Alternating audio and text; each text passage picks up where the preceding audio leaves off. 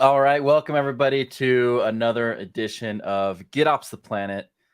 I am your host as always. My name is Dan Garfield. I'm the Chief Open Source Officer and co-founder of a wonderful company called CodeFresh, where we make your code fresh with CI/CD, DevOps, GitOps, all the deployment goodness, dashboards, automation. Been very happy this week. Had a lot of exciting conversations with users who were we were maybe showing some of our new stuff off too. So that'll be something for a future episode we can talk about. But today's episode is the finale of the summer season of GitOps the Planet. This is the second season we've done, and we saved a banger for the last. This is, I feel like every week I say, hey, we've got a legend on today, but today is another legend. The legend is Kit Merker, who is, I met him first a couple of years ago when he was working at JFrog, I think, or he had just gone to JFrog and was leaving Google, and was just super impressed with this person who had a deep technical knowledge, who had a good business understanding, who was sociable, basically the life of the party wherever he went. And of course, one of his big claims to fame is that he's the original product manager, or one of the original product managers for Kubernetes, which of course has defined this entire space. So without further embarrassment, Kit, welcome to GitOps the Planet. Hey Dan, how you doing? Good to see you. Did I cover everything okay in the intro? Did I botch anything? What an introduction. I don't know who you're talking about, to be honest, but it's like thanks for having me. It's great to see you. You know, I was thinking, I was like, today we're going to be talking about SLOs, service level objectives. We're going to talk about improving software delivery. But the real question that's been on my mind is, what's up with you and Thomas Middleditch? Are you guys still hanging out? You guys get together sometime still? Well, for those of you who don't know the reference there, well, Thomas Middleditch is an actor who played the CEO on Silicon Valley, and we had him as a guest at one of our events in Napa when we were at JFrog. And the joke of it was supposed to be, do you have a picture of it? Oh, there you go. There's Thomas right there. The joke of it was supposed to be that we were going to have an interview with our CEO, Shlomi, and I was going to invite, a Silicon Valley CEO to the stage, and then, Richard Hendricks in character would come out. Well, Thomas wouldn't agree to do that. So instead, we had him as a guest as himself. And unfortunately, no recordings exist of that session. So it's so he wouldn't. You guys wanted to have him be in character, but he didn't want to do that. Well, his concern was that that perhaps we would not be able to carry the our side of the bargain on that. He was happy to be in character, but he didn't think we could be in character with him and create a entertaining improvisational environment. So we basically agreed to settle on just making it more of a guest speech. The thing about Thomas, it's interesting. He is a very high level gamer and also flight simulator, and he flew a plane into, like, he landed in Napa. He was the pilot of his plane that came in. So he actually has a license and everything. Yeah. So we talked about that a little bit, and we played a few games, and we talked about, kind of the,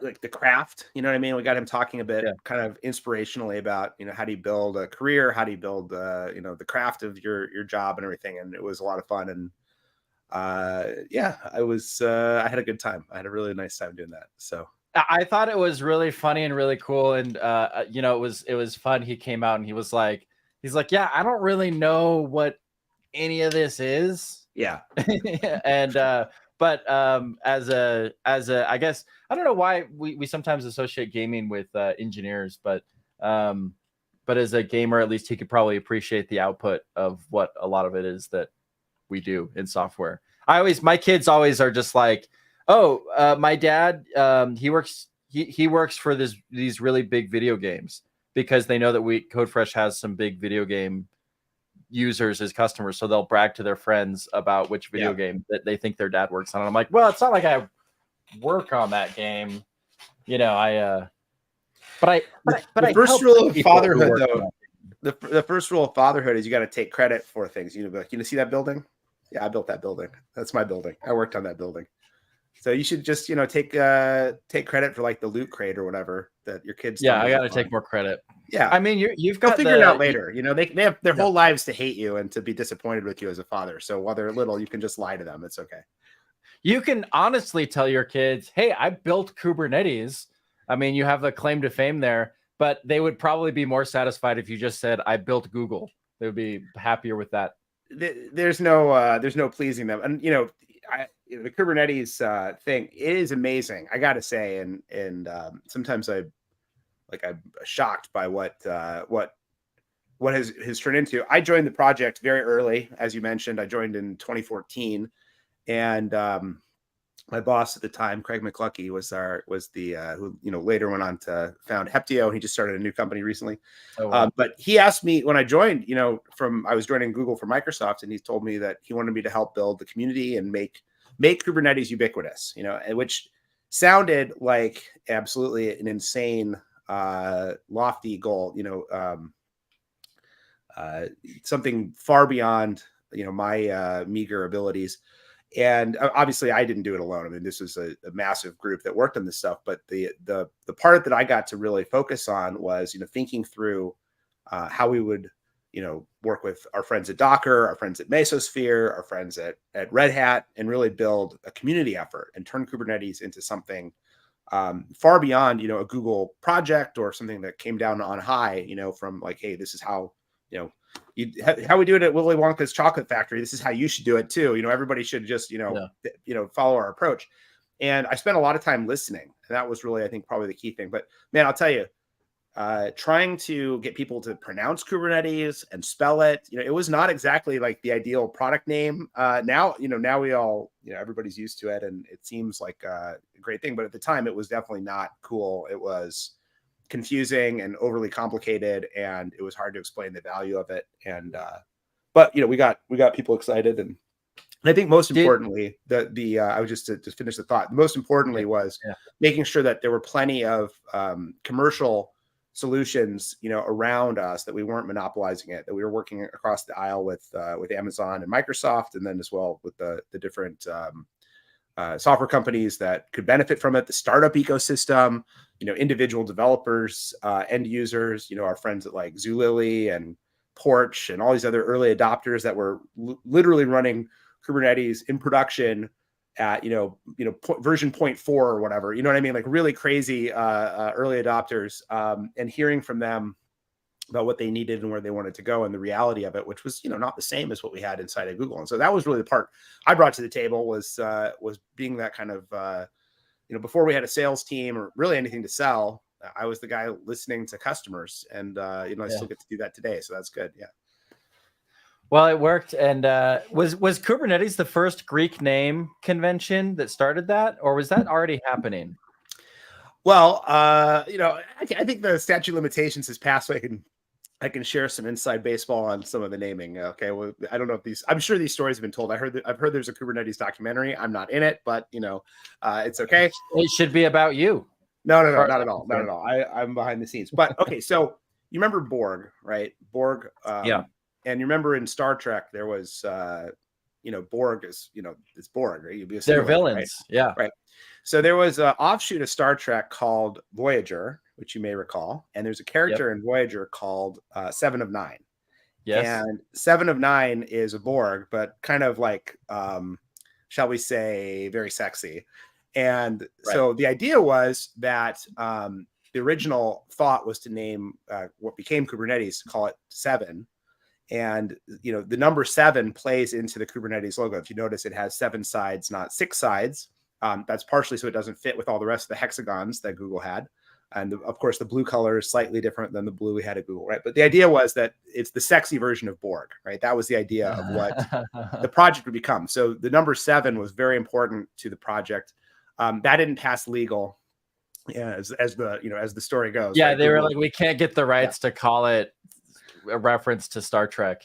Well, and there's a different movie, Seven, that's maybe a different topic. And, Oh yeah, there's lots of reasons. Not something you'd want to be associated with. Yeah. Well, it's like, well, what's in the box, right? If you think about like, if you can turn your software into a black box, your computing infrastructure. So it kind of makes sense. But at any rate, that name didn't pass muster, and so the legend goes, Brendan and Craig and Joe and the rest of the team, they all had to figure out some sort of name, and they stumbled upon this word Kubernetes, which is the root word for cybernetics, and it's the Greek word for governor. I don't know why they were attracted to Greek in particular. I don't know that there was actually a reason for that, but the idea that it's the kind of the captain of the ship is kind of really what the name evokes, or in Greek is sort of the literal translation is like a governor or that kind of thing. But that was really what started the whole Greek mania, like the Istio and the, I don't know, whatever other ones are out there, but a lot of stuff, and also the nautical themes too.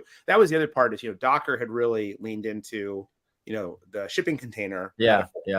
And because the shipping containers, we wanted everything to be nautical in some way. And this were projects like Helm and, I can't even remember all the names of these different, the proliferation of tools and names of things that popped up, and probably some of them are still alive, some of them died. But the nautical theme was a big part of it, and then of course the Greek theme became powerful later. So there you go. That's been like an endless source of amusement to Kostas, who's on my team. A lot of people know who he is because he basically built the GitOps certification, and he does a lot of talks and stuff. But Kostas is Greek, and so every like new technology that comes out in the cloud native space, he's like, why is this company named Door Handle? Like, I don't understand why people are so obsessed with Greek. Like, you're so interested in these words.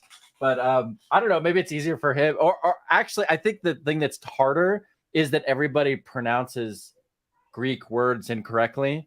Yeah. So I think it's like, it's not Kubernetes, it's like Kubernetes is like how you say it in Greek. But like, you're not going to get me to say Kubernetes. It doesn't sound right. It's Kubernetes. It's been pronounced Kubernetes, Kubernetes. I've heard every variation of this thing. I mean, at this point, it's Kate's. That's the simplest, easiest way to go, which is cool. So, yeah, it's too bad Kubernetes has the 8 letters instead of 7. You could have stuck with the theme. That's Kubernetes. You'd have to be singular if we were going to do it as a. I think it is singular anyway. Dude, it's all Greek. It's all Greek to me is the joke. It's all Greek to me, yeah. So I love this story. I know that I could actually pick your brain on that some more, and maybe we will a little bit later. But I actually want to introduce today's topic, which is service level objectives. And this is a new standard. And I was pretty excited about this because when we started the GitOps principles underneath the CNCF, nobody at the time, there was a big question about like, can you have a CNCF project that's not shipping like code, like that's not like a service that people run? And now we also have OpenSlo, and we have some others that have come on board. So for people that aren't familiar with SLOs, could you introduce the topic, like the concept and like why it's important? Absolutely. And I'll tie it back a little bit to the sort of, the Greek mythology we were talking about earlier, for sure. So the idea of SLOs, service level objectives, it's really about setting clear reliability and performance goals for software. The concept of an SLO, or, an SLA, service level agreement, has been around since, the first time that, two people agreed to, one to service the other, to provide some sort of service. And there was an agreement that like, it's going to be at least, this good. A lot of what we see in service level agreements tend to be kind of contractual, and they represent, because it's a contract, like the worst case scenario, like it's got to be at least this good in order for us to move forward. What SLOs, or service level objectives, are doing is actually applying it to distributed systems. And this is the innovation, I would say, that Google really brought to the table. And it's been adopted by many, many companies organically, because it's such a useful concept. And really what it comes down to is you say, okay, I've got a service. And by the way, in today's modern world, services are everywhere. You've got software as a service, infrastructure as a service, microservice. Everybody wants to be a service, right? So the service, the question is like, if I ask the service to do 100 things, how many times is that going to work perfectly? Is it going to work as expected? And how many out of 100, or how many out of 1,000, how many out of 10,000 or a million, how many of those requests or transactions are going to go the way I want versus not work. And if you expect it's 100%, you're going to be wrong. It's just like the reality of the world we live in is that something will go wrong some small percentage of the time, and we want to plan for that. We want to be, realists. So the question is like, how much infrastructure, how much resiliency do we do? And if it doesn't work, it's okay, right? It's okay because people hit retry, and our servers will hit retry, and they might do it with exponential backoff, or you might have other techniques in place to provide resiliency that will give you this overall reliability of your service. So fundamentally, what a service level objective, what it's trying to do is set goals, and goal setting is one of the key things to making any sort of performance. You want to lose weight, you want to hit a revenue target, whatever. We all want to set a goal. We got to measure and see how well we're progressing toward whatever targets we set. So that's really the fundamental concept. They're represented as a proportion. I mean, just in terms of best practices, right? Represented as a proportion of, usually good over total events or bad over total events. Could be, in terms of minutes. It could be in terms of user experience.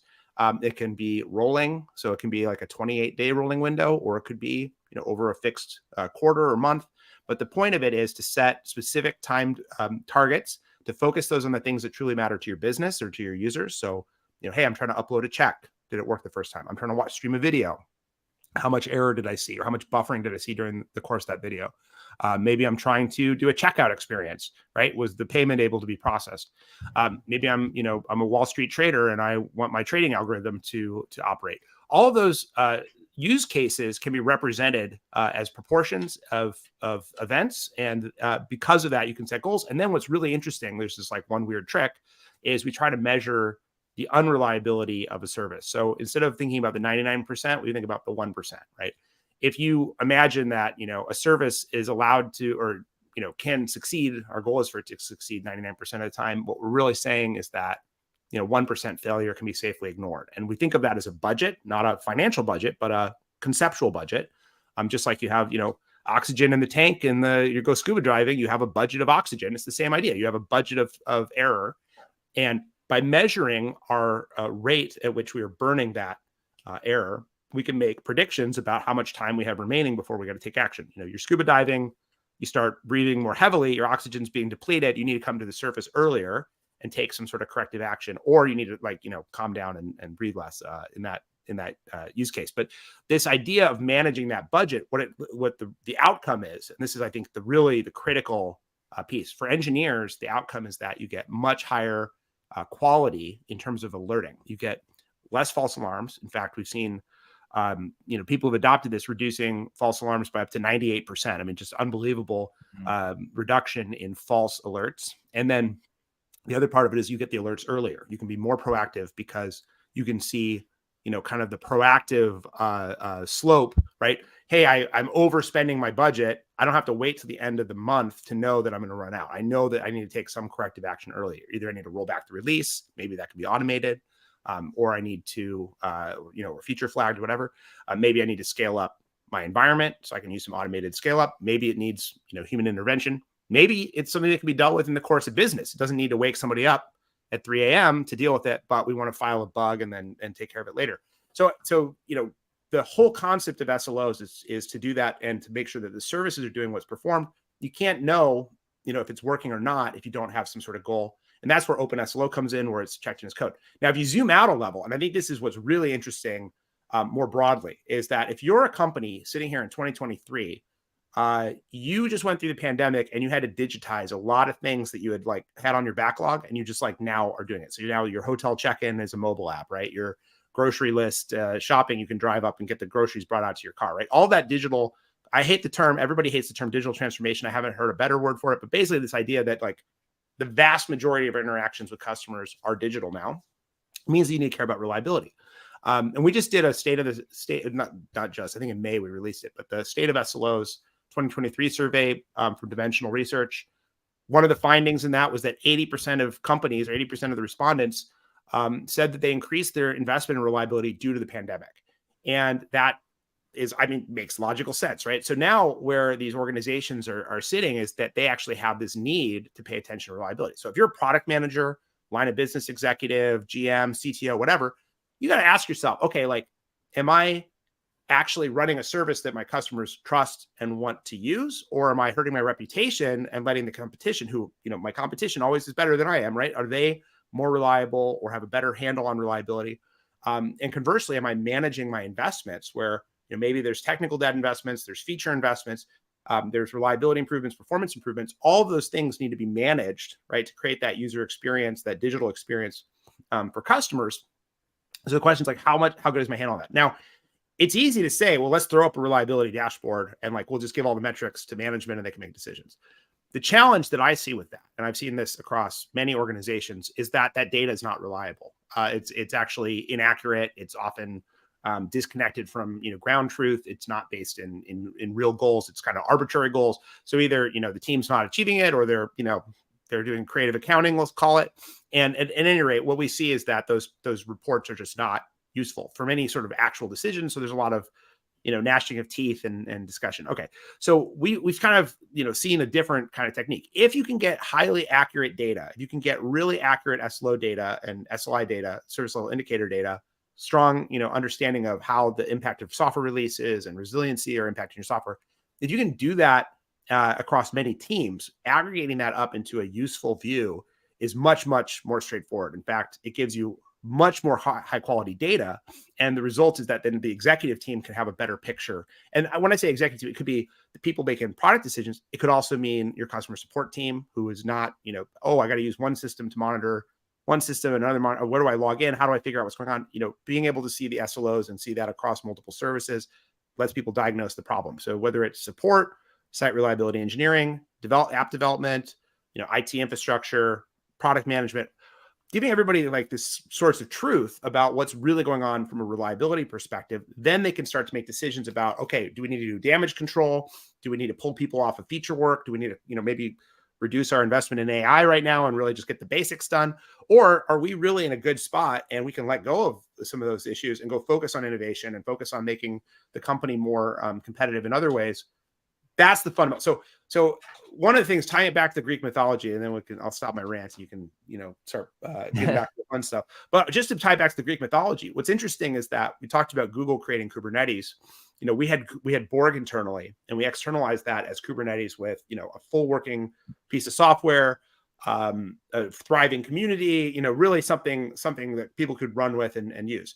At the same time, Google had this site reliability engineering practice that they basically invented, right? Like this was really something that Google created and created a career path around and everything else, and a bunch of technology, let's not forget tooling and other things. And they externalized that as a book. And if you look at, like chapter 4, I think it is, of the original Google SRE book, it talks all about SLOs. But the tooling is left as an exercise to the reader. And when we started Noble 9, one of the things that we, realized is that there was a gap in the market. There was this really well-formed, well-understood practice, right? And instead of techniques and tools, a statistical method for understanding services and quality, but it was really hard to get started. And we saw a lot of people building, not just the SLOs for their service or their customers, but building all the plumbing and all the infrastructure. And that gap in the market is where, we kind of inserted ourselves and tried, thought, well, what if we could just be like the best at that? Like really focus on building the best version of that and do all the, the things we can do, like creating OpenSlo to be part of the community and have a community standard. We built that with GitLab and Red Hat and Dynatrace, and we really tried to build something. Sumo Logic made a big contribution to it. So really try to build something that the community can embrace, would protect people's IP and not have them feel locked in. But at the same time, try to build a product that was like easy to get started, work out of the box, integrated with tools people had, use the workflows, the GitOps principles, really fit with the way people wanted to work, and didn't put them in a position of making a massive, infrastructure investment. So I'm happy to talk about like any part of SLOs. I mean, I kind of gave the whirlwind of our involvement in it, as well as kind of like the value of it to the industry. But it is a once you kind of sort of understand SLOs, you actually start to see them everywhere, which I think is one of the really interesting parts of this technique. Yeah, I thank you for that explanation. I think you've covered it pretty deeply, even in that intro. But for those that haven't seen the Google SRE book, if you're not familiar with it, I think this is turn 6. I think this is last year. Yeah. So it's turned 7 now. And this book is available for free, and it is quite good. I don't know like what led to creating this book, but it's available for free online. And if you haven't read it, you totally should. I have like a number of places where I have quotes written down from it. There's like a quote about planning for failure and planning for success that I use. And I actually think I think about it a lot of times when I'm doing rock climbing, because it's kind of similar. It's like way of thinking about like how to avoid failures and things like that. So with SLOs, I think it kind of goes back. I think we all remember that back in the day, the only one that I ever heard about was 5 nines. We want 5 nines of uptime, and that was kind of the industry standard. And if you don't have 5 nines, you got nothing. And it was kind of crazy, because if you think about what 5 nines means, I think it means you get about 5 minutes of downtime per year. That's right. That's right. It's about 5.5 minutes per year. Yeah, that's impressive if you can pull it off. And then I heard people say, no, 5 nines is not enough. You need 6 nines. And it's like, well, that's like 37 seconds a year. Right. And, it's like, well, okay, let's have a realistic conversation about what we're trying to do here, because you might have very high uptime, but if you're not innovating, you're going to go out of business, so you need this balance. And so where I've seen SLOs be most interesting is where you talked about, is that budgeting that engineering teams do to say, hey, we want to push some changes. We think there's some risk to them. Do we have the error budget to actually push these forward? If we don't, we can spend more time testing, but you could test forever. I mean, you could invest all of your money in testing and never actually ship a good product. So at the end of the day, like, the understanding is like, no, we need to ship new stuff. Like it's going to provide business value for us. It's going to make our customers happy. We're going to be more successful. We're going to be more sustainable as a business. So having that balance feels really helpful, rather than kind of what might be an unrealistic expectation of just, it's just 5 nines for everything, call it a day. And I don't know, do most people stick with 5 nines as their guiding star SLO, or is it evolved more than that? Yeah, so there's a lot of really interesting things. So 5 nines, like you said, is in some ways like the gold standard a lot of people are familiar with, and they think of it as this kind of like almost perfect level. And the reality is that 5 nines is incredibly expensive. It's actually prohibitively expensive for most people. Even the way you're talking about it as, time, right, is actually, only one way to think about this too. It could also be the number of events that you have, and the percentage of failure that you have across a number of events. Well, the first question is like, well, do you have enough transactions and events to even measure 5 nines, right? Like, let's start with that problem. Do we have enough traffic on our website to even know whether we're, 5 nines is indistinguishable from 3 nines if you only have, 1,000 people coming to your website, right? Yeah, that's a good point. There is that to think about. And so thinking about these different time windows, and by the way, does it do you any good to think about the 5 minutes for the year? Like, we actually encourage people to think in a much shorter time frame, really think of it in terms of in a month. Right. And if you can get the reliability right in a month, then that can accrue to a year. But there's a counterintuitive set of ideas here. And a lot of it has to do with the mindset of engineers versus business leaders. Okay. So you mentioned like you can spend all of your time and energy, testing, right? I call this the NASA point. This is the point at which all of your available resources are spent on reliability, quality, et cetera. But look, if you're sending somebody to the moon, you can justify it. All available resources can go into that. And even then, they don't get it right. Right. Even then, they've had failures. They forget to convert metric to standard at the last minute. Last mile problem. Any sort of problem can occur. But expecting perfection, right, and putting all of your energy, all of your resources into it, still doesn't achieve it. And actually, to use an interesting example, the airline industry. If you look at the airline industry, it is probably one of the most reliable, safest systems in the world, right? And why is that? Why is it? Actually, it's really interesting because they focus on redundancy and maintenance and being proactive and building these resilient systems. And there's a continual learning process that goes into it. And what's interesting, so they just assembled this, the FAA just assembled recently a safety summit. And it was the first time in, I think, 14 years, something like that. And the reason was not because there were more airplane crashes. The reason was because they were having more near misses. They were starting to see more failures. And that was, triggering them that maybe we need to do something. By the way, this exactly follows the SLO methodology. We don't wait for downtime. We don't wait for hard down outages. We look for signals that maybe things are starting to get worse, and then we address those proactively, which is very different. Was that just a reporting bias, or was that no, it's real. Was it's that they started real. measuring it and they're like, oh, this is a big problem, or was it, hey, we've been measuring this whole time and we're seeing in their case, yeah, they were measuring it and they saw an increase in near miss issues with maintenance failures, pilot errors, etc. And so they took a proactive stance. And the normal conception we have of running production is that there's an outage. We alert the team goes and fixes it. Then we do a blameless postmortem. Then we fix the things from the postmortem. Yeah. This is not right, actually. I'm sorry to say, and I strongly believe that you absolutely do need to have, you need to have alerting infrastructure. You need to have a pager system. You need to have all that in place. But relying on that to achieve reliability means that you're actually like, I talk to companies who say, oh, we just want to reduce the number of incidents. I'm like, that's not you're not going to get what you want if you're sort of postmorteming your way to reliability. You have to start by working backwards from a goal. You have to understand, what's the breaking point for a user.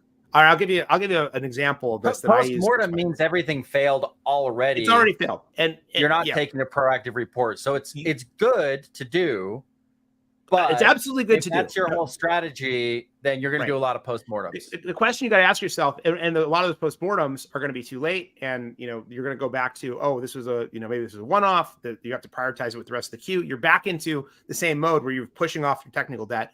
How do you get to near misses, right? And the other part of it is understanding user behavior. So imagine you go to a website. Okay, this like imaginary thought exercise. Behind the website, there's this magic wheel. You spin the wheel. Okay, every time you go to a website, and there's 99 slices. There's 100 slices on the wheel. Okay, 100 slices, and 99 of those slices say that the website loaded fine. What does the last slice say? It says it failed and chucked an error and showed a page, or it just spun. Right, something like that. It says spin again. Oh, it says spin again. Oh, okay. Think about it. Think about it, right? Your end user, if they come to your website and it doesn't load the first time, the very first thing they're going to do is they're going to try it again. And we can use this learned behavior to our advantage in designing software systems, right? Our users will blame their own infrastructure. So as long as the error rate is low enough, right? You think about user expectation and competition. That's really what we're up against. We're not up against perfection, right? We're not trying to outrun the tiger, okay? We're trying to outrun our friends. So stop and put your shoes on and run faster than your friend. That's the goal. That's the game we're playing with this. So if you think about, okay, so not all those requests are coming from an end user hitting the enter key on their browser. Some of those requests are coming from other computers and things like that. Well, guess what? We've already built resiliency into those systems. We know that we got to manage our REST APIs, right? We know we got to manage the retry logic with exponential backoff, and we got queues and other caches and other techniques for designing resilient systems. Those are all based on the premise that the network isn't going to work all the time, and it might work eventually, but it doesn't work the first time all the time. So if you think about resilience is the set of techniques you want to build to enable reliability, and reliability is the outcome that is experienced by these people, and even then, the goal is to create what I would refer to as excellence, right? When excellence is different than perfection. So if you think about the spectrum of experience that a user can have, that your customers can have, whether they're using your API or using your website or using your mobile app or streaming your video on their TV, whatever their experience is, you want to find the definition of excellence. Well, we can't define excellence, then we can't engineer to it. Okay, this is the disconnect between business leaders and engineers. Business leaders would never want to say, make it less than perfect. They don't want to say that. Yeah, they want to say make it perfect. You say, okay, as an engineer, I can do that. I can actually accomplish it. It'll be $16 billion. There you go. And I'll make it perfect. Yeah. That's exactly the disconnect. And I think acknowledging that disconnect exists is the first step. I'm not saying you should go to your CEO and say, hey, I need you to admit that the software doesn't work all the time. They should say, we strive to make it as good as possible. We strive for excellence and to give our customers the perfect experience. It should be bulletproof. They should say all that stuff. But as engineers, we need to recognize there's a little wink to it. It's a little bit euphemistic. And so now when we interpret that as an engineering criteria, we need to think about it differently. We need to think about risk management. Okay. We need to think about what can go wrong and how we're going to give ourselves degrees of freedom so that when Murphy's Law shows up, our system is still resilient to those situations. And then how do we measure it to understand the difference between, an expected failure, which, by the way, cloud computing is full of expected failure, right? That's a big, it's one of the sort of principles of how we build cloud native computing, is that it has these distributed systems that, we have eventual consistency, and we have networking failures. We have all this stuff. Failure is expected, right? Pods die. That's by design, right? That like entire, VMs are going down, the cloud is some data center is flooding somewhere. Our software is resilient to it. Okay. So if that's the case, then what we need to do is we need to figure out when that is expected failure versus unexpected failure. And then we need to set goals that are internal engineering goals that give us enough buffer where we can build a system that's resilient. And the result for us, right, as the engineers, the guys carrying the pager, et cetera, guys and gals carrying the pager, is that we should live a better life. Like, our life should be better. A broken finalizer is forever. I don't know what that is. A finalizer. Oh, it's in Kubernetes. When you try to delete a pod, or you try to delete whatever, you have finalizers that are services that are supposed to sign off on it being removed. So when it's broken, it just never gets deleted. It just sits there pending forever. Sorry, it's just a joke. You got to come back and there you go. Very funny. So the I guess the point is, right? The point is that you want to give the management what they want. You want to give customers what they want. You give engineers what they want. And the engineers, when I say engineers, I mean, I'm using the word broadly. So think about, people who are actually hands-on keyboard building software, people who are building the infrastructure, operating the cloud, the operators, developers, DevOps engineers, the people who are really hands-on that understand the system. They're disconnected, I would say, from a lot of the management folks who want to say, we're building a software service, and they're kind of running the business, and they have demands on the quote unquote engineers. The engineers are the ones that are kind of building an operating system. I know that it's a abstraction because there's so many different titles, but fundamentally, if you have an engineering mindset, it's like go ahead. Yeah, it's kind of whoever is setting the expectation back to business. So it's usually engineering leadership who's saying, well, I can guarantee this, and then they're talking to the different components of engineering, the managers, the SREs, who are saying, right, actually this service is more flaky, or the way this is designed is going to be, you can have this expectation, but you can't have that expectation. It's going to work under these scenarios. When Pokemon Go launched, for example, they said, hey, when we launch this, here's what we're projecting for our usage, and this is the window that we're planning for. And so they told the business, as long as the user growth is in this pattern, we're going to be okay. And then when it was way outside the bucket of that range, suddenly they said, we're going to not be okay unless we do something dramatic. And maybe that's an example of a kind of successful SLO in that sense, because they had actually set the expectations beforehand for when they needed to say, oh crap, we need to go figure something out. That's right. And thank you for the question, TKO97. Looks like we got you. To finish the thought, I think of the service level objective, the SLO, as a three-way agreement, actually. I think of it as three ways. There's the customer, right? The end user, the customer. I'm just using the broad terms. The customer is the one who is, consuming the service and is going to get some sort of value out of that experience, right? That's one stakeholder. The second is the engineer, the person behind the scenes that's delivering the software, that's building the software and giving it to them.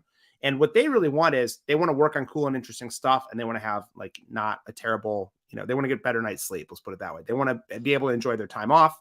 They don't want to be on call all the time, or if they're on call, they don't want to be interrupted for nonsense.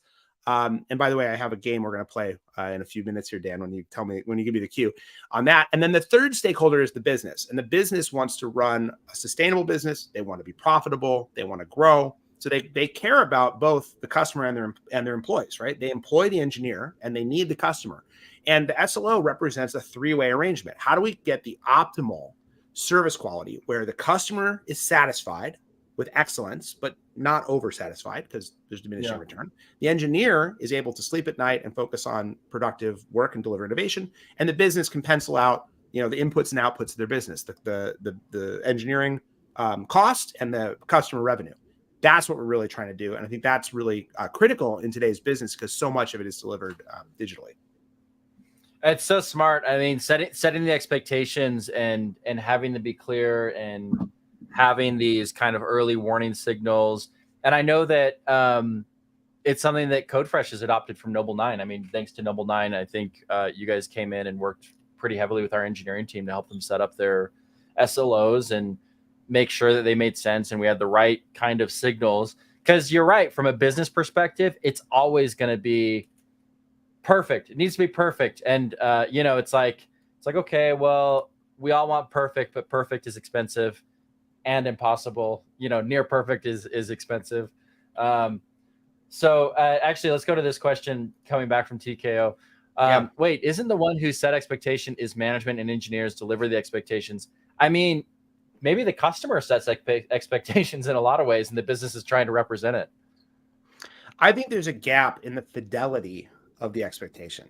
Okay, I think this is, if we're really getting down to, the crux of the matter here is that we're speaking two different languages. This is why, and again, I know it's a caricature, but the business and the engineer, right? You asked me to build a bridge, right? And the business has no idea how much steel is required, right? We have different strategies for how we might design such a bridge for, the peak load or whatever. I'm not an industrial engineer either, but I can tell you that an engineering mindset is that you got to figure out, right, and ask questions to uncover the truth of what's expected in that bridge. If you overbuild the bridge and you go way over budget, then, that's a problem. If, on the other hand, you underbuild the bridge to cut costs, that means people are probably going to die driving over the bridge. So now, did business tell you that it must be exactly, or you have to have fewer lanes or whatever, or there's fewer lanes, or you got to restrict traffic, or you got to do something to improve the safety? But the point is that business, the vision, right, the leadership attitude here. And I give no fault to it. They just said, build a bridge. Here's your budget. Go figure it out. Is it feasible? The engineer has to come back and really set the true expectations. Now, there's a fuzzy line here because engineering management is a little bit of a difficult position to be in. You're running a team. You have some 1 foot in management and 1 foot in engineering. You have enough experience, let's say, and technique to behave like an engineer when the time is right. But at the same time, you need to still trust your engineers to come up with the solution. And so the SLO, if you go to management and ask them for the SLO, you're going to hear what Dan said: 5 nines, whatever the industry standard is, as close to 100% as you can get within budget. That's what they're going to tell you. Like make it needs to be whatever. Like make it good, make it perfect, make it great, 100% reliable, whatever. Or if they're savvy, they might say 5 nines or even 4 nines. Not realizing, by the way, you say, oh yeah, 4 or 5 nines. The difference between 4 and 5 nines is 10x expense. Right? It's like it feels very incremental, but it actually costs you 10 times as much. It's only 1 more 9, though. It's only 1 more 9, right? So the idea of just adding another 9 or having sort of vanity 9s is a problem. One of the things we also, we recommend and encourage, and Dan's right, like we work with CodeFresh on this, but with other customers, things like that, getting them out of this mindset that they just need to set more 9s. We actually give them some tools where they can look at their data and say, oh, if I had set this at 4 9s, I would have been, I never would achieve the goal. Actually, this has been running for the last year. It never achieved 4 9s. And guess what? We're still in business. So then it tells you, well, actually, 98.7 was the right target. Okay, let's push it a little bit above that. And then you would have had these outages that aligns to the things that had real business impact. And you can start to build more of an analytical case, right, for the reliability of the service. That's a game changer, because otherwise you're coming in with this sort of what I would call like a top-down goal. What I'm now talking about is bottoms-up goal. Like, what does the system tell us? What do our customers tell us? What does our resiliency tell us? And if we can set those goals lower, the advantage is the lower you set the goals of reliability, the more wiggle room you have, right? Error budgets, you can call it error budgets. I call it wiggle room. You get more degrees of freedom. You get more tolerance. And that tolerance is where profit comes from. That's where you can start to do innovation, other things, because you're not distracted. And as soon as you set the goals too high, you're distracted all the time. You're getting paged. You're getting, chasing these problems. And the question's like, well, why am I doing that? What's the impact of it? Am I doing it because it sounds impressive, or am I doing it because it matters? And who does it matter to? Which stakeholder am I serving? Am I serving customers? Is there another way that I could build a system that would serve the customers, that would cost us less and be simpler and allow us to actually deliver on more of the features that would make them happier? Like the fact that every once in a while they have to hit refresh. I mean, Twitter is a good example. When Twitter first launched, it was growing really fast and it was crashing all the time. And people would complain about it, but it didn't stop them from hitting refresh for a couple of minutes. And at the end of the day, it didn't really slow down their growth. Well, there's a certain irony, I will say, that the failures because of fast growth is actually kind of a badge of honor, to be honest. Like Disney Plus is another great example of this, where it was a much anticipated release, and then it launched and it fell over, and that actually became an accelerator in some ways. They got more coverage out of it because of that. So I think it's also important for us to think about what game are we really playing here? And I'm not saying you should ever have downtime on purpose. Yeah, a downtime on purpose or engineer a failure to get in the I don't think that's ethical. I don't think that's a good idea. But I will say that, on the other hand, if they had, 10x overbuilt their infrastructure and then the customers didn't show up, that would be just as egregious of a business mistake as, and perhaps worse, because you would have burned a lot of cash without having the demand. So it's all about finding, I call this the edge of excellence, right? It's finding this balance point. And so important is it's a moving target, and it's a constant effort to find the balance between, building efficient, inexpensive infrastructure and building resilience and customer service and excellence. That is a constant effort. And to your point, really what we got to do is we got to deliver features. We got to deliver innovation. We got to bring, AI and mobile apps and whiz bangs and this, that's, and the other things. And there's no end of feature requests. But, there's an amazing stat, 70%. I don't remember where I got this. It was an IBM study, I think. 70% of software investments is maintenance, right? It's like right off the top, take 70% right off the top, and it's just going to go to maintenance. If you are in that mode and you're thinking that way, then you start to realize that you're never getting to those features. 30% of your team, 3 out of 10 people on your team are working on delivering features. The rest of them just keeping the system up and running. So, how do we break ourselves out of that cycle? And the only solution I can think of is we got to actually make that maintenance cheaper, right? This is the answer. And making maintenance cheaper means we got to have, smart, simple architectures, principles of resilience, tooling, automation, et cetera. AI is not going to come and save the day. We got, lots of things that can happen with AI and productivity. But these are fundamentally, it's an economics problem. If we're being honest, we're actually talking about allocation of resources, right? And how do we, find the diminishing returns? How do we find the sort of Pareto optimal point, right? This is really an economics issue more than even an engineering issue, but it does translate into, business and to engineering. An example that I think about from a usability perspective is Facebook years ago realized that they were basically sending larger images than were needed. And so what they ended up doing is they said, well, we actually figured out that if we sent an image that was substantially lower quality, but we did a little bit of upscaling on the client side, we could actually get everything to load, 80% faster, and no one will even notice, right? Because they actually didn't need that high fidelity of an image anyway. Whereas you could totally see a business leader being like, I want everything 4K quality, iPhones shipping 320 pixels per inch. We got to make sure everything's that, and having this kind of approach and balance of saying, well, does that make sense? It does free people to do the innovation. So I would like you to help me find the edge of excellence by playing the "Is it time to get paged" game. All right. So I haven't ever played this game before. Never played this before. Okay, you're gonna see it. So it's a fun game. I have actually, believe it or not, I have the original prototype. So it's a little bit weather beaten here. If you can see it, it looks like a pager. Actually, it even has. I'm quite proud of this. It even has a little battery clip on the back, or the belt clip and a battery on the back. Yeah. So it's a deck of cards. It's called Page at 3 a.m. It really connects with Gen Z. They love pagers. They're into it now. Actually, I was just in New York last week at the AWS Summit, and we use this. We play this game at the booth. Actually, this is what we use to engage people at the booth. And this, some intern or something came up, and she was like, "I don't know what that. I have no idea what you're talking about. Like, what is this? I don't. Like, didn't even get it ironically." So anyway, okay. So I'm gonna read you the rules of the game real quick. Okay. So here's the game. The instructions. Draw a card. Decide if you should ignore or respond. Okay. So Matt, yep, that's it. And then flip the card over to get the correct answer. And you can leave the game at any time by switching to a management track. Okay. So Brilliant. And to those of you on the live stream here, feel free to play along if you want. Help Dan. Yeah, play along in the chat. Okay, I pulled some cards ahead of time for extra hilarity. So here we go. Anyway, so this is the first card for you. So go ahead and read it out. DNS synthetic test production app equals failed.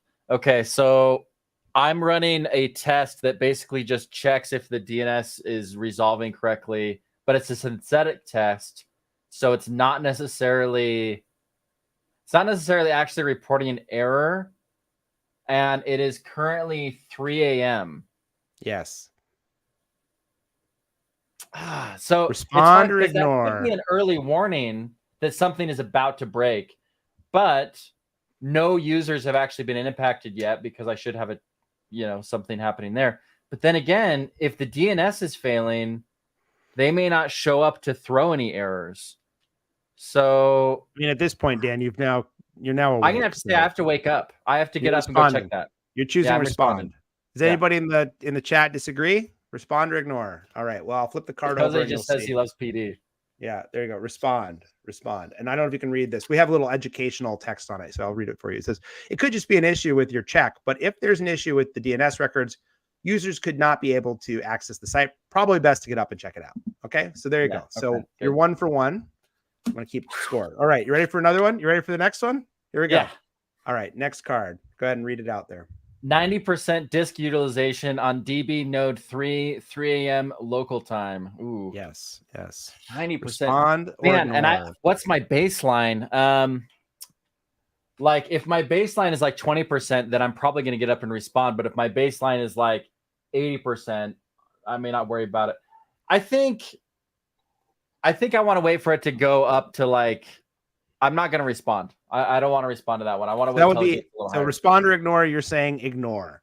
I'm going to say ignore. What? You're saying ignore. Final answer. It's an ignore. Yes. You got it. Okay. Unless customers complain, it's impossible to know if this is causing a real issue. Remember to add an SLO to avoid this recurring noisy alert. I mean, the reality is that disk utilization in the cloud, like one node, hopefully that's not a real problem. But yeah, if there may be an exception if if I know that my cache exceeds a certain percentage and I know that it needs to be performant or something. But that's to your point. I should just set a better SLO. Set an SLO the next day. Exactly right. And yeah, okay. So let's go on to the next one. All right, here's your next card. 99% CPU utilization on Linux server 1 over the last 10 minutes. Again, 3 a.m. local time. In the last 10 minutes, we've been pegged at 99%. I mean, does that just mean that like I am awesome at packing my my containers? For the last 10 minutes, I've been at 99%. A lot of people like to monitor that CPU. A lot of people love monitoring that CPU. It's a cloud, though. I think that's a hint, and I'm going to say ignore. All right, ignore. Guess what? That's an ignore. Yes. Okay, let's see why. If you have meaningful SLOs, you'll find out when this actually causes problems for users. You can investigate in the morning. So it's interesting because a lot of times, we think we want to monitor for causes as opposed to symptoms, right? And monitoring for CPU usage, that is Jose says respond. Well, you got that one wrong. It's okay. But the reason, what I'm explaining here, the reason is that you can ignore this because we're in the cloud. And unless the users, if you have user monitoring and there's user impact, then it doesn't matter if the CPU is high or low. You want to respond to it. But the CPU being high on its own, we're looking for a cause, but we're not seeing a symptom. Therefore, it's telling us something that doesn't impact our business and we can safely ignore it. And this is where we get that freedom from because, just because the CPU is high doesn't mean it matters to you. Now, we may be relying on that or we may be used to relying on that as kind of a safety blanket style of monitoring where it's like, okay, we got to watch and see what's going on. But that's sort of like micromanaging the environment. When at the same time, we designed our system to be cloud native and resilient. So what we really want to be doing is paying attention to things that would tell us about the end user, right? Much higher level things, external monitoring. So that's the theme of the game that I'm getting is that if it's measuring something that isn't user oriented, I probably shouldn't care. DNS kind of the exception because if DNS is broken, you're not even going to get any of the user failure alerts. That's right. It might even be so bad that your monitoring doesn't work anymore. Yeah. Synthetic monitoring doesn't work. So yeah, you got it. So there's a degree of judgment required here, which I think is really, to your point, is really important. All right, I'm gonna give you another one. Now this one's gonna look a little different. Okay, so just be prepared for that. This one looks a bit more different. So let's see if you can figure out what's going on here. So yeah, we've got a graph. It says reliability burn down, error budget remaining 45 minutes, burn rates coming down, and it says something about 5x. So this one isn't really an alert per se. That's the burn rate on the errors. So yeah, my burn rate looks like it's slowed down, if anything. So it seems like I'm okay. Well, you're burning 5x your error budget. Oh, yeah, you're at a 5x burn on your error budget, and your synthetic. The title. I'm sorry, it's hard to read on the camera, but it says synthetic latency SLO shows fast burn is what the error says. Oh, it shows fast burn. Oh, yeah, okay. It says this is a fast burn SLO alert, and if you see this line down here, this is the SLO, the goal of the SLO, and the green line is the reliability burn down. Oh, okay. So is this an alert that I'm getting? This is an alert.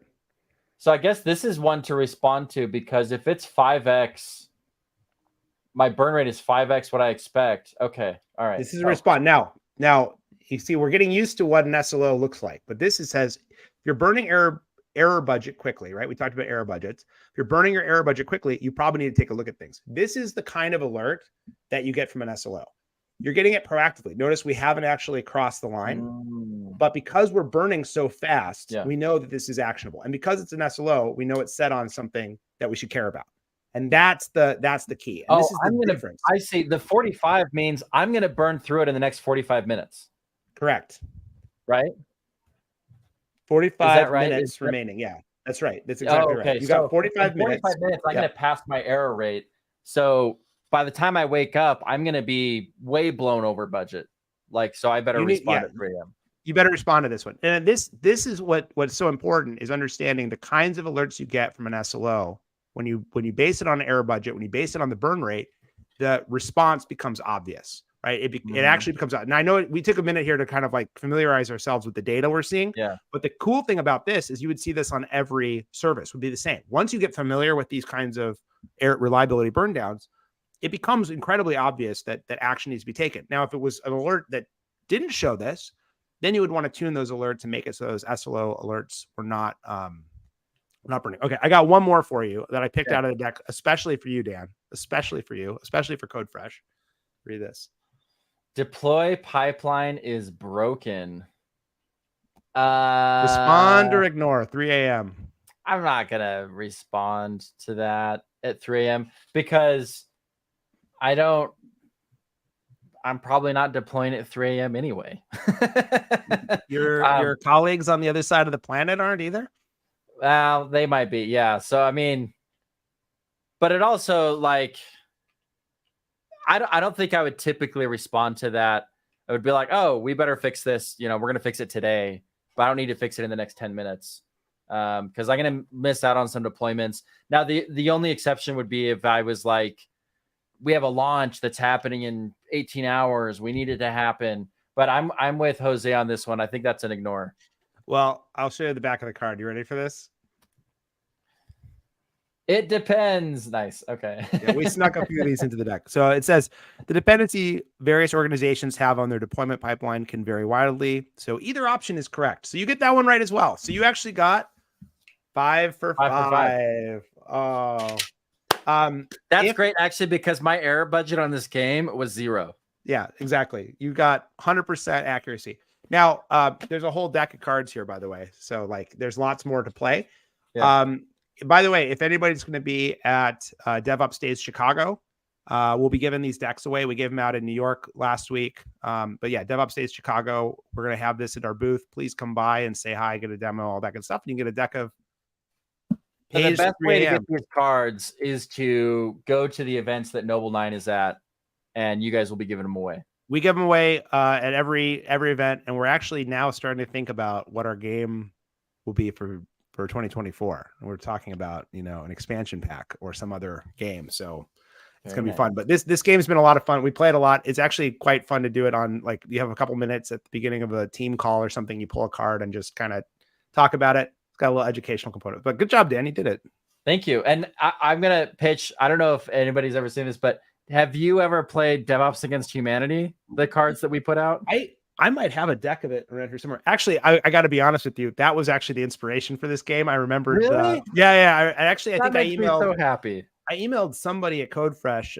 It might have been. I think it was me, and I told you. We talked about it. Yeah, that's right. Because we were trying to find a card vendor. So yeah. DevOps Against Humanity, hilarious, very good. I think the more we can do educational card games or any kind of games, that it's such a more well, it's definitely more fun, but great way to drive to help. Well, I like what I really like about your game is I did actually feel like A, it was fun, and B, I actually did learn more about how SLOs work. So I think it's a very effective, sales tool. Thank you very much. That's very nice. I like that. I need to make a GitOps or not game where people are like trying to figure out if that's supposed to be checked into Git or not. But it might be kind of boring because it's like, every card. The answer is yes. Yeah, the answer is yes. I did have one other thing I wanted to show. Please, if you don't mind. But I think you had it up on your screen share earlier, which is servicelevelobjectives.com. Maybe you can pop it up. Yep. But we just launched this week, and I'm excited about this website because we built. It strives to be a vendor agnostic site about. Actually, that was the stat I referenced earlier. A vendor agnostic site about SLOs. And there's a lot of resources on here about SLOs, answering a lot of the stuff we just talked about. And also, if you keep scrolling down, you'll see links to open source solutions, vendors, not just Noble9, but also the other vendors in the market that are offering SLO solutions. You'll see all of the cool things. Actually, if you want to do one more fun thing, we'll do Slow GPT. We'll come back to that in a second. All the events, keep scrolling down if you don't mind. Those are the open source section, and then we have FAQs, and then I think there's vendor solutions down below. There's training courses, all the different content that you want to get involved in or learn about. There's me talking about SLO boot camps, and then SLO products as well. So you can see Harness and Honeycomb and Datadog and Dynatrace and New Relic and all the different tools out there and everything else. So definitely encourage people who want to get into this. You want one place to go to get your questions answered and get involved in the community. Everything from analysts to books to vendors to open source, like all in one place. And if you see anything missing on here, we'd be happy to take any feedback. We're going to kind of try to keep this up to date with the latest and greatest on SLOs. And fundamentally, for us, I mean, I don't mind sharing like our interest here. We're trying to be the best in SLOs. It doesn't mean we're alone, and everybody's trying to do this. It's good for us to see more people adopting SLOs as a concept and as a technique. And we really we want to encourage people to check it out. And if you're using Datadog today and you can use Datadog SLOs, like, you should do that. You should definitely add that to your arsenal. And then if you think that Noble9's right for you, then like we're happy to help and happy to talk to people. But more SLOs. That's what I want to see.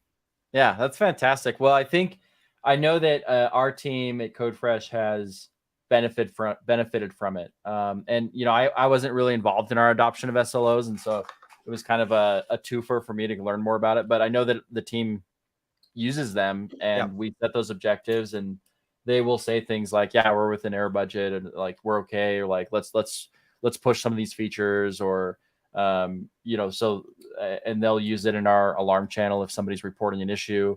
It's like, okay, like, we actually have these features, we have an understanding, and it is healthier for everybody. I mean, and I think users end up benefiting because engineering is spending more time on important things than vanity metrics that don't make sense. That's right. Or responding to errors that aren't an issue. We want to have numbers that are noble, as we say. So the noble 9. Oh, that's why, because there's 9. You're going for the noble 9 metrics, not the ignominious 5 9s. Yeah. This reminds me, years ago I was looking at I found this job post for it was like a government post for their requirements of a website that they wanted, and their requirements required that the website be open Monday through Friday, 5 to 9. And I thought, different kind of 5-9 there. I thought that's you know what? Yeah, yeah, exactly. 5 to 9. And it was like, yeah, you know, that's a very achievable goal. We can probably, but do you want it to close every day? Like, we'll have to do extra logic if you want us to like shut the website down every day. But I just love the idea of like somebody's coming to the internet for the first time and they're going to give you their objectives. Like, it needs to be open at least 40 hours a week. This is a government website. It needs to be open that often. Well, it's in a modern kind of similar example, though. I talked to a trader at like a stockbroker, right? And they said, when the market is open, the SLO is 100%. When the market is closed, the SLO is 0%. And there is, when we look at businesses, seasonality is in every business. If you're a retailer, you care a lot about Black Friday, Cyber Monday, the holiday period. And you care less about other days, and you can use that to your advantage, right? The slow shopping days can be a reasonable SLO, and then during those extreme days, that's when you really put the brakes on changes, make sure you've got extra capacity, all that stuff, and also much more tighter on your SLOs. You get earlier warnings. But every business has some level of seasonality. The airlines care about travel days, television. Movies, whatever, new episode of whatever the latest show is, I was gonna say Game of Thrones, but that's dating myself, right? But like new episode of Succession drops or whatever, right? Yeah. Succession's over even. Nothing is on TV now because it's strike time. Yeah, exactly. There's nothing on TV right now. So maybe the SLO can be a bit looser, right? But if you're about to drop a mega hit TV show, then your streaming service needs to be, up and running. So I think it's kind of interesting that there is different seasonality in every business. We have a lot of very large retailers, and some of them literally will their deadline to wrap up changes is like August, and then they're like, we're not making any change. Like, we finish everything August 1, no changes until January, until January or February. So we definitely see that, and then we also have some customers that are in like healthcare, and so they have very strict protocols for releasing stuff. I know we mentioned NASA a second ago, and they just lost Voyager 2. So Voyager 2, they lost communication because they sent a command, and that command borked it, and so now they're hoping that it'll reboot in a week, and they'll get access back to it. And they apparently have a whole protocol. We were joking on Twitter or on X about how they should use GitOps to do this stuff.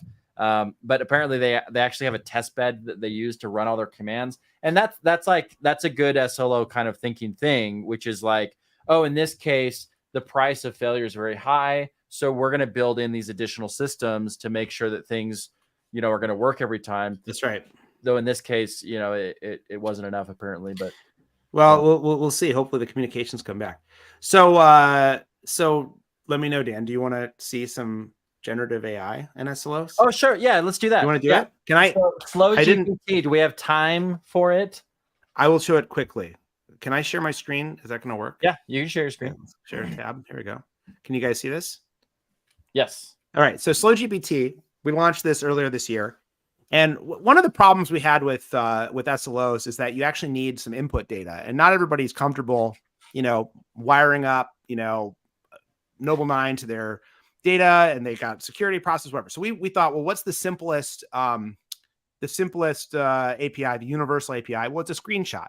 And what you can do with Slow GPT is you can actually create a screenshot. You can go into, and I'm not going to do it right now just for time, but you can create a screenshot from your development environment, grab any chart from, New Relic or Datadog or Dynatrace or CloudWatch, whatever you want, grab a screenshot of it and use Slow GPT to get an SLO. And what we're going to use is one of our pre-canned. We have 3 pre-canned examples here. So I'm just going to grab one of these.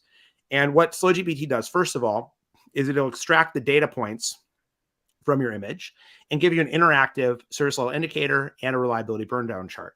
So you can set the threshold here for the SLO, right, based on the image that I uploaded. So, and then I can also set different SLO targets. And here you can kind of see the difference between 99 and, it only goes up to 4 nines, but, we could set 99%. Now, if I raise our threshold, you'll see that we can probably actually get this to be achievable. We'll make the threshold really, really high, and we'll make the SLO pretty low. Oops, this is going to be 100%. We're going to make this there. So you see there's a little bit of error burned down, but we're still within the budget. Now, if I raise my goal, then I'm not in it. Now, what's cool though, and where this is like kind of fun, is you see this little chat box on the right. And like I can ask it a question like, is my service reliable? And it will give me its impression of it, which it should say, yes, the service is reliable. And it says, because I'm at 97 and change, and my target is set to 95, reliability is above target. And of course, if I change this to 99.9 and ask the same exact question, it's going to give me hopefully a different answer and say no, right? We haven't hit it. Now that's cute, but what is more fun is to say things like generate an OpenSlo YAML of my, so if I can type of my SLO, and it will give me, hopefully, live demo. Here you go. It'll give me the OpenSlo YAML. I can click this button to copy it and actually take this and use it somewhere in my code. And this gets me started. So there's some things I need to change in here. Maybe, my metric source, it's kind of making this stuff up or hallucinating these different things, but it's giving me, the target that I have set over here. And I could get started with that. And I can also even do, if I, maybe I don't want to use that format of YAML. I want to use the Noble 9 YAML. I can get that as well, which is slightly different flavor. But we have a converter for it, and you can see there's things like the query that needs to be replaced, but it kind of gets you started. But then there's always my favorite, which is write a poem about my SLO. And it will give me hopefully a masterpiece. Nothing would be complete. About. Yeah, see, we set our sights high with the target of 99.9, but we fell short with the reliability of 97.2, right? And little poem about SLOs for fun. But anyway, it's we're starting to work on improving it. This is all powered by Google Palm 2 and Vertex. It's a really fun tool. We had a lot of fun building it. And the fact that you can use, just a screenshot to get started, I treat this as an educational tool. I demoed on my phone. I actually got to show it to some people in New York last week. Play around with it. That's great. Time. I mean, to be able to just take like my existing data and I want to play around with this too. To be able to take my existing data and throw it in and have it start giving me some expectations of things I should look for. Like I could probably, let's try it right now. I'm gonna pull up. So look, I'm gonna share my screen now. This is. Oh, hang on. I got. Oh, sorry. Go ahead. One last thing.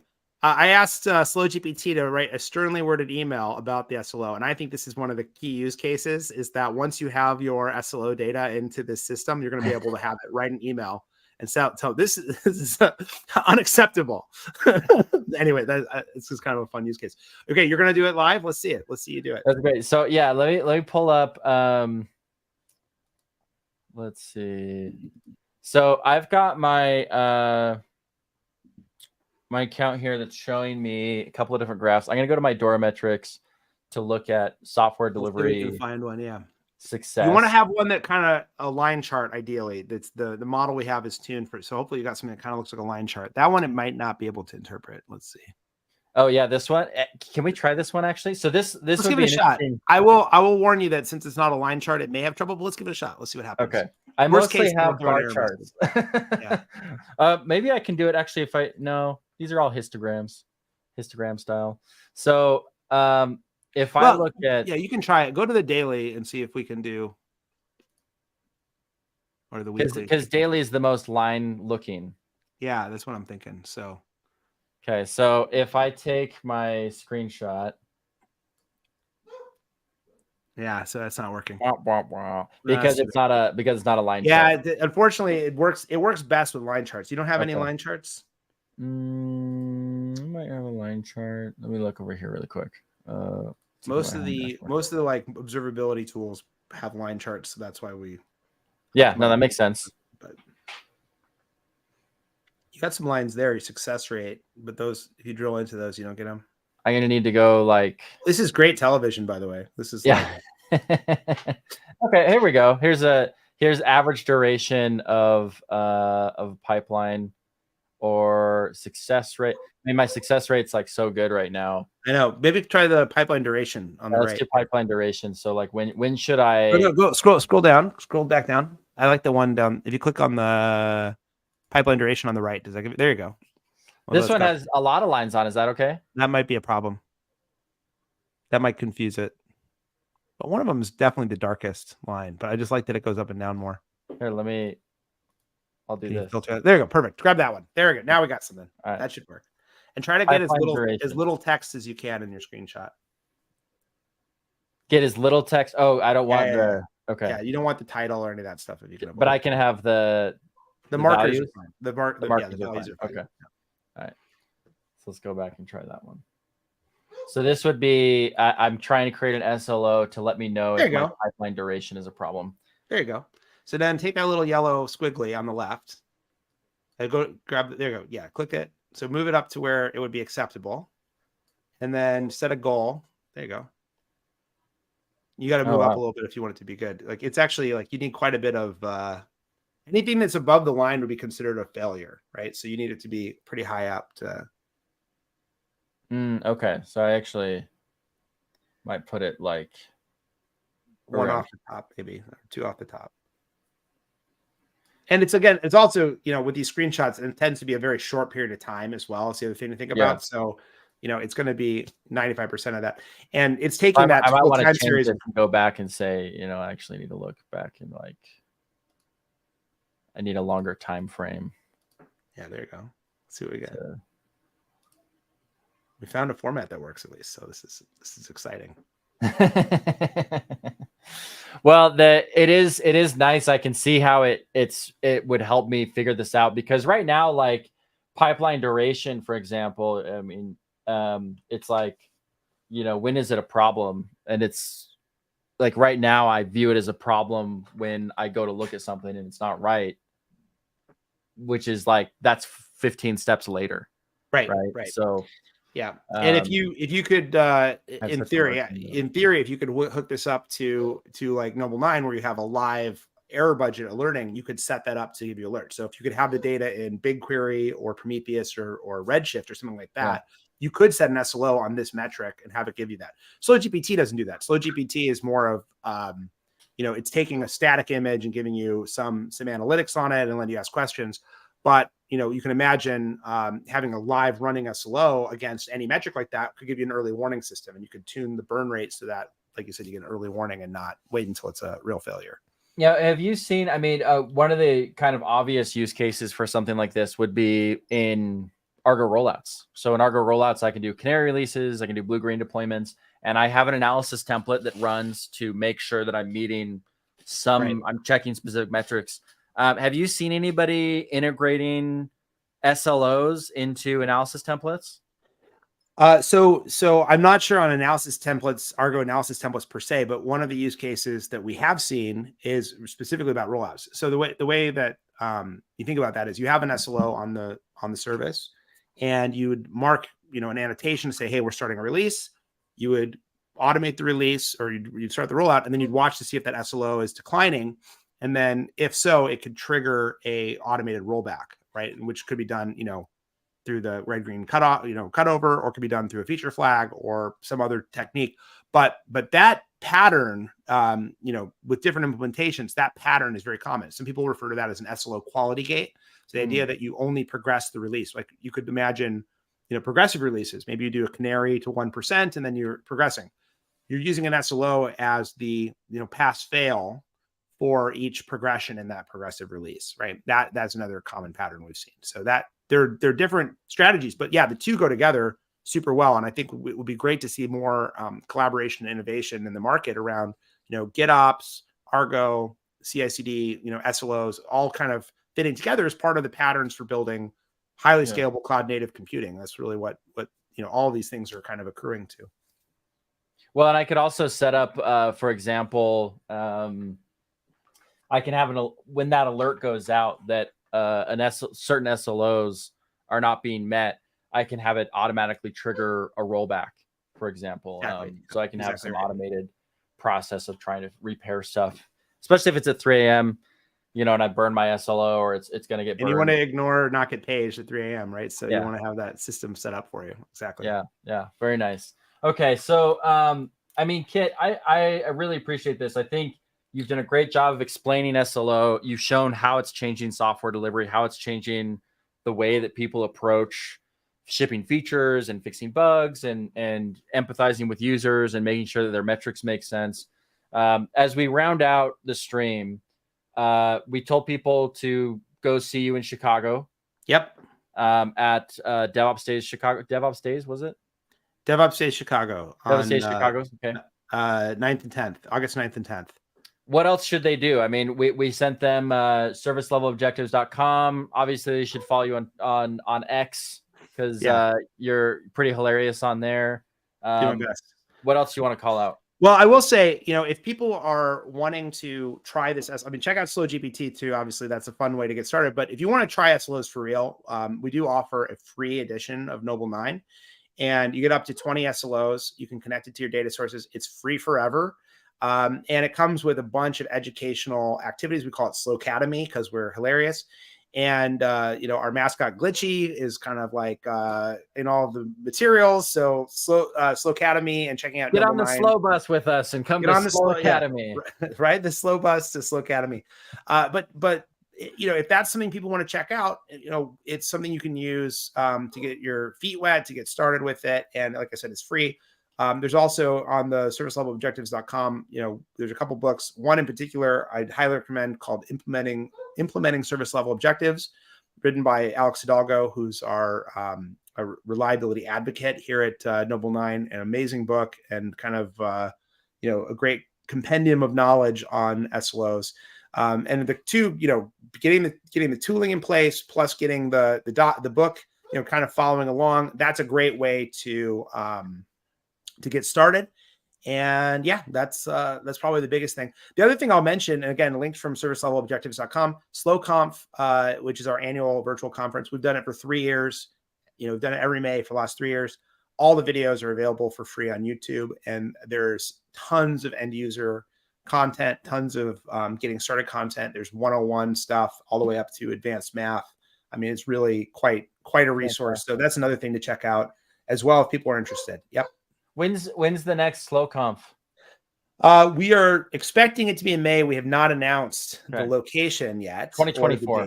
2024 it will be, for sure. And it's been primarily virtual every year. This year we did 10 in-person local events in cities all over the world, from New York to Tokyo to Sydney to everywhere, just everywhere. It was all over the place, India and whatever.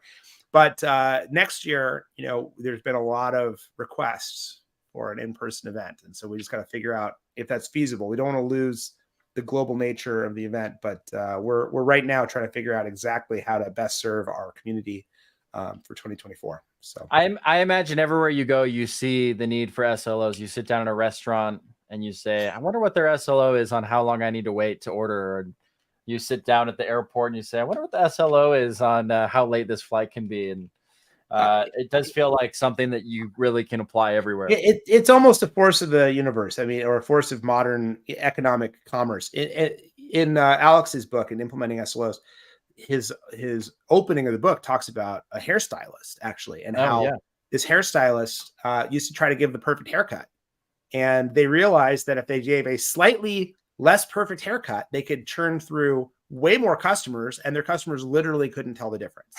and that is that is really the essence of what we're talking about here. It's like, don't compromise on the service you give customers, but at the same time, going far beyond what they can even notice is not good for business. And that's really what it comes down to. And this applies in software as well. You should absolutely be resilient. You should absolutely be prepared. You should absolutely build the best thing you can.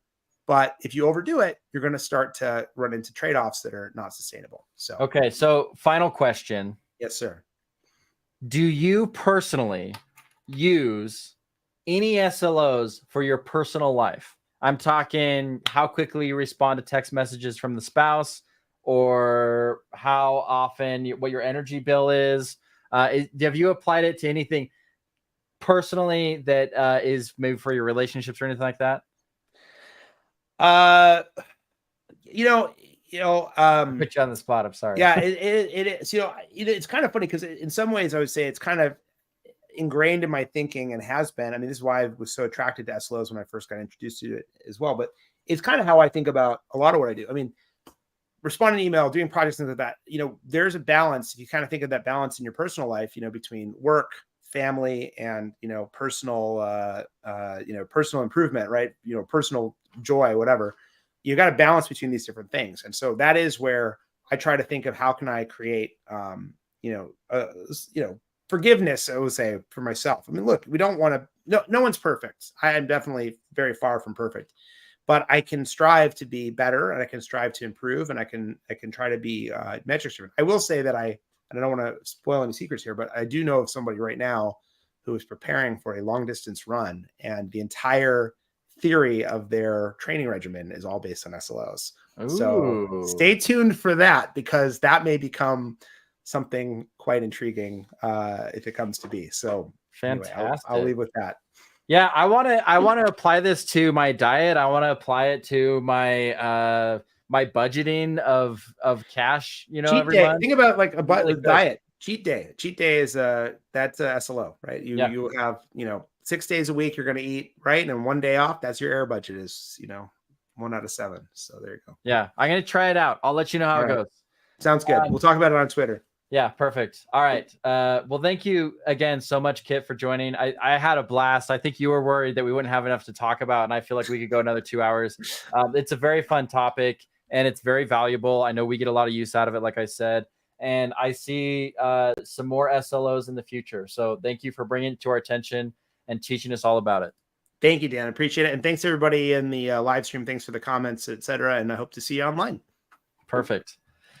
So if you haven't tuned in before to GitOps the Planet, thanks again for tuning in. Please send it out to your friends. If you enjoyed the stream, let me know.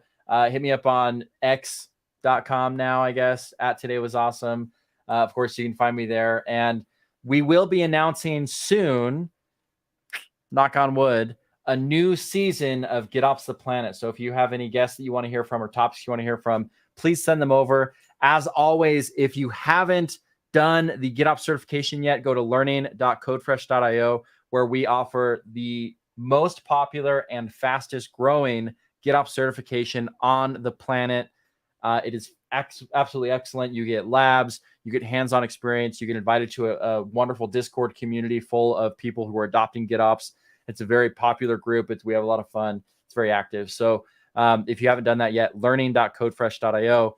And until next time, folks, thank you again for joining us for GitOps the Planet.